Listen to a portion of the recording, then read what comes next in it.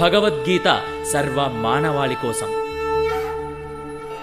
అథ ప్రథమోऽధ్యాయః అర్జున విషాదయోగో నామ న చ శక్నోమ్యవస్థాతుం భ్రమతీవ చ మే మనః నిమిత్తాని చ పశ్యామి విపరీతాని కేశవ.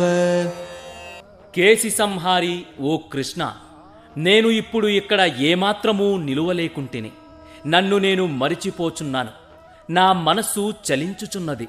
నేను కేవలము విపరీతములనే చూచుచున్నాను. అసహనము చేత అర్జునుడు యుద్ధరంగములో నిలువలేకపోతుండెను. అంతేకాకుండా ఈ మనోదౌర్బల్యము చేత అతడు తనను తానే మరువసాగెను. భౌతిక విషయముల పట్ల అధికాసక్తి మానవుని అట్టి భ్రాంతిపూరితమైన జీవన స్థితిలో నిలుపును. భయం ద్వితీయాభినివేశితః స్యాత్ అనగా భౌతిక బంధ పరిస్థితుల చేత అధికముగా ప్రభావితులైన వారిలోనే అటువంటి భయము మరియు మానసిక అస్తిత్వము ఏర్పడును. అర్జునుడు యుద్ధరంగములో బాధాకరములైన విపరీత పరిస్థితులనే దర్శించసాగెను. శత్రువులపై విజయము సాధించినను అతడు ఆనందమును అనుభవించలేడు. ఇక్కడ నిమిత్తాని విపరీతాని అను పదములు ముఖ్యమైనవి.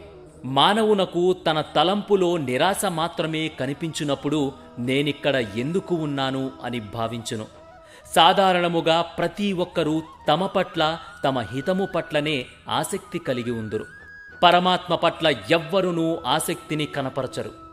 శ్రీకృష్ణుని సంకల్పము చేత అర్జునుడు ఇక్కడ తన నిస్వార్థగతి విషయములో అజ్ఞానమును ప్రదర్శిస్తుండెను. ప్రతి ఒక్కరి స్వార్థగతి విష్ణువు లేక శ్రీకృష్ణుని పట్లనే ఉండును. బద్ధజీవుడు ఈ విషయమును విస్మరించుట చేతనే భౌతిక క్లేశములను అనుభవించును. యుద్ధరంగములో లభించు విజయము తనకు దుఃఖకారణమే కాగలదని అర్జునుడు భావించెను.